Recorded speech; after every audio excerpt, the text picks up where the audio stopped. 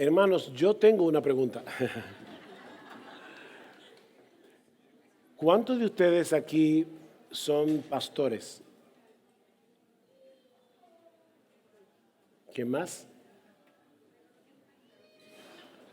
¿Ok? ¿Y cuántos de ustedes, aunque no son pastores, predican en sus iglesias? Con cierta regularidad, aunque no son pastores. ¿Ok? Ok, es simplemente para conocer un poco la audiencia. Porque la primera pregunta que hay aquí dice, ¿qué consejo le darías a un joven que le gustaría ser pastor algún día? Y de verdad que esta pregunta me cautivó, no sé quién la hizo, pero yo le decía al hermano Rafa que para responderla se necesita ser cuidadoso, porque es una pregunta importante. Y yo recuerdo cuando yo era un joven de 18 años que me hice esa misma pregunta. ¿Cómo yo puedo saber si yo debo ser pastor? Y recuerdo la angustia que esa pregunta me produjo por falta de entendimiento bíblico. Y no quisiera que nadie pasara por la experiencia que yo pasé. Cuando la Biblia tiene información acerca de esto. Escuchen lo que dice el apóstol Pablo en 1 Timoteo 3. Palabra fiel es esta: si alguno aspira al cargo de obispo, buena obra desea hacer. Pero, como dice el texto en la Reina Valera, es necesario, voy a leerlo como dice la Reina Valera, dice, pero es necesario que el obispo sea irreprensible, marido de una sola mujer, sobrio, prudente, decoroso, hospedador, apto para enseñar, etc. Pregunta. Ahí dice que es necesario que el que anhela obispado tenga un carácter particular. Y esa palabra necesario es la misma que aparece en Juan capítulo 3, versículo 3, cuando Cristo le dice a Nicodemo, te es necesario nacer de nuevo. Así que nadie puede entrar en el reino de Dios sin haber nacido de nuevo. Nadie debería entrar en el ministerio pastoral a menos que tenga este carácter.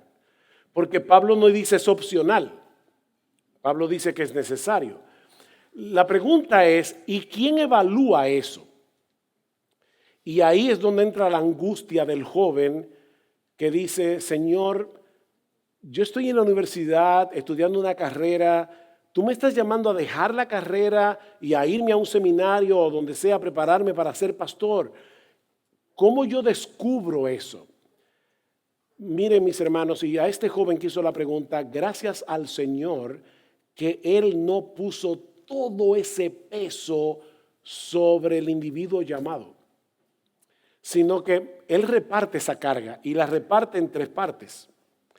Primero, si alguien va a entrar al ministerio, tiene que anhelar la obra del ministerio. Porque Pablo lo dice aquí, si alguno aspira, si alguno anhela. ¿Y qué es lo que anhela? ¿El puesto? ¿El cargo? No, anhela la obra. Yo anhelo pastorear las almas, yo anhelo hacerle bien al pueblo de Dios, yo anhelo predicar la palabra de Dios. Entonces, debe haber un anhelo en el individuo, pero Pablo está diciendo, pero ese anhelo todavía no es suficiente. Alguien tiene que evaluar a este individuo para ver si él tiene las características que Pablo menciona aquí. Debe ser irreprensible, es decir, él no puede ser verazmente acusado. No es que sea perfecto, porque nadie lo es. No es que sea sin pecado, porque nadie lo es. Es que no tenga ninguna tacha moral en su vida que sea incongruente con un embajador de Jesucristo. Debe ser irreprensible. Si es casado, marido de una sola mujer, sobrio, tiene dominio propio, prudente, sabio, decoroso, tiene su vida en orden, debe ser apto para enseñar, no codicioso de ganancia deshonesta, no dado al vino, todo eso. ¿Quién evalúa eso? Bueno, en primer lugar la iglesia.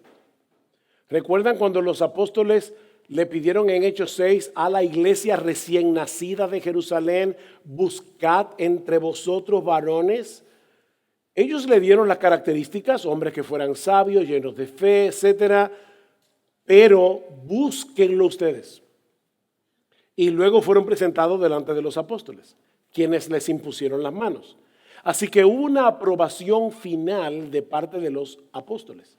Y es lo mismo que vemos aquí. Pablo le dice a Timoteo, Timoteo, no impongas con ligereza las manos a ninguno. Así que tiene que haber un anhelo, pero tiene que haber una evaluación de parte de la iglesia. Miren, hermanos, una persona que tenga las características que Pablo enuncia aquí, incluyendo que no sea un neófito, no un nuevo creyente, y al mismo tiempo es apto para enseñar, ese individuo no va a pasar desapercibido. Yo recuerdo, creo que fue Howard Hendricks, era un hombre muy ocurrente, que en una ocasión había un joven en su iglesia que decía, yo creo que Dios me ha llamado a predicar. Y él que lo conocía le decía, joven, yo no creo que Dios te haya llamado a predicar, porque yo te he oído. Finalmente el joven le dijo, es que yo estoy seguro que Dios me ha dado el don de predicar. Y él finalmente desesperado le dijo, bueno, pues Dios no me ha dado el don de oírte. Uno a veces cree que puede hacerlo. Y son los otros que te dicen, no. Pero puede pasar al revés. Puede ser que tú creas que no puedes hacerlo y son los otros que te dicen que sí.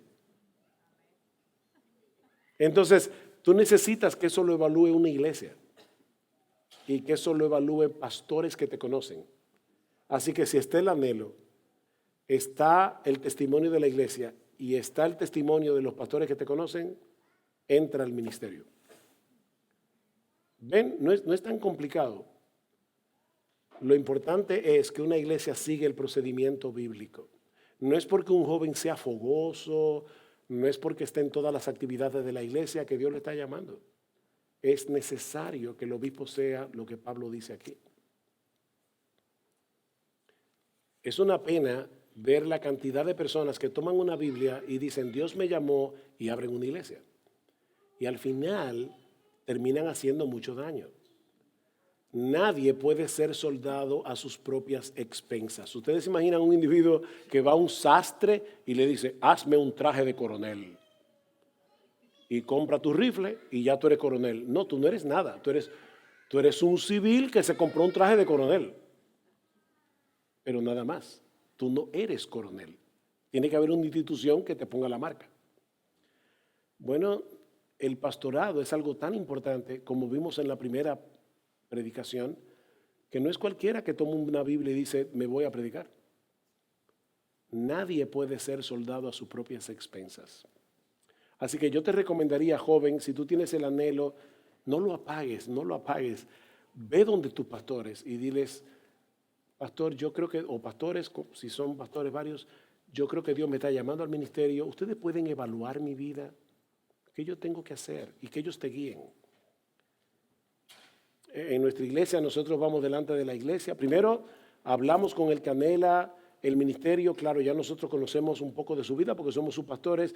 Vamos delante de sus amigos más cercanos. Si tiene esposa, vamos delante de la esposa. Le leemos 1 Timoteo 3, Tito 1 y le preguntamos, ¿tú crees que tu marido cumple este perfil?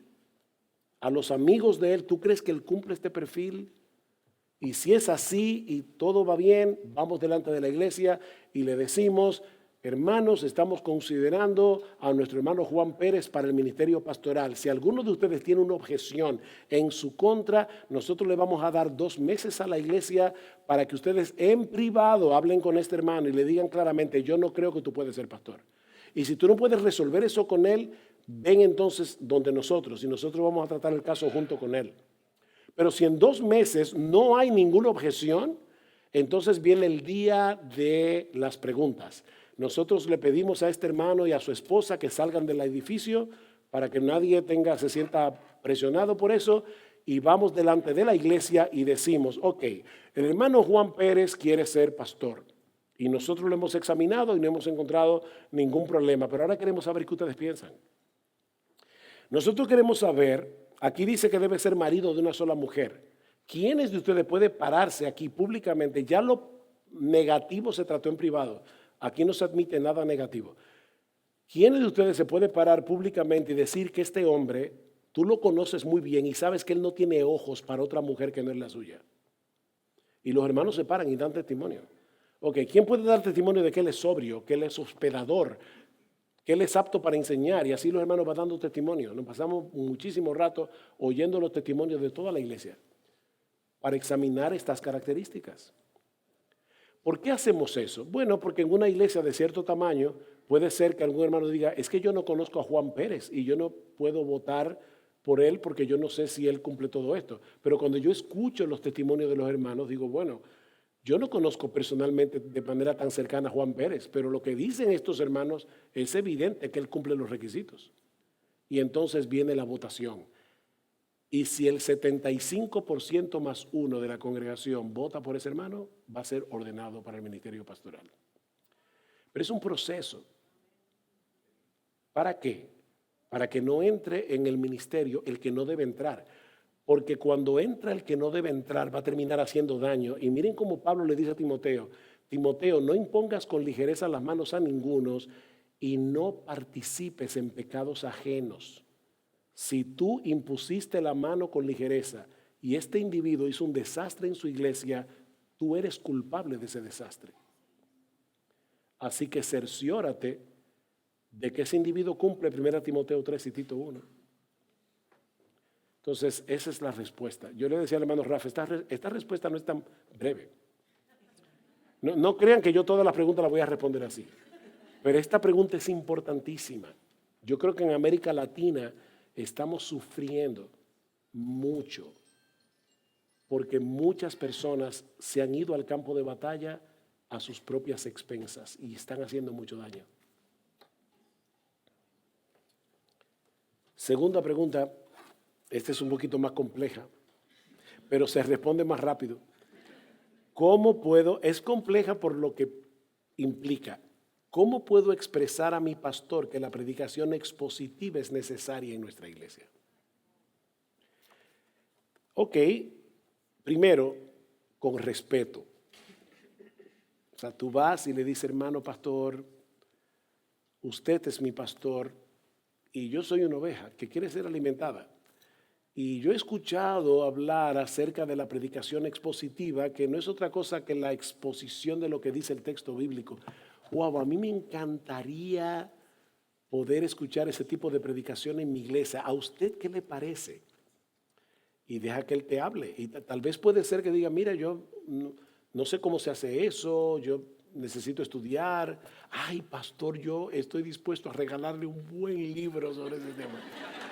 Y entonces le comienzas a regalar libros y lo ayudas. Lo que no, yo no dije que regalara el mío, es que regalara un libro. Lo ayudas porque no es lo mismo ir por toda la iglesia criticando al pastor y creando problemas y poniendo a la gente en su contra. No me gusta cómo él predica, él debería ser más profundo y a decir, hermano, no, pastor, yo estoy aquí para servir en la iglesia, yo estoy aquí para ayudar en mi iglesia.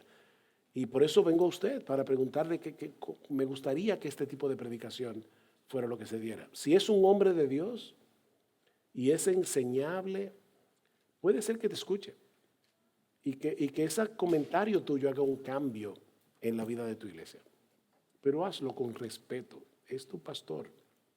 No con temor, pero sí con respeto. Miren, hermanos, los pastores no somos intocables. Si los pastores hacen un cerco a su alrededor y no permiten que los hermanos le hablen y aún hasta le digan con respeto las cosas con las que no están de acuerdo, eso es un problema. Nosotros los pastores tenemos que tener un oído abierto a la congregación, porque nosotros somos parte de la congregación. A veces los pastores olvidamos que somos ovejas y que somos miembros de la iglesia. Nosotros simplemente tenemos un oficio diferente, tenemos un llamado diferente, pero no somos cristianísimos. Nosotros somos cristianos, simple y llanamente cristianos, con un oficio. Así que no podemos poner una verja de separación entre nosotros y la iglesia.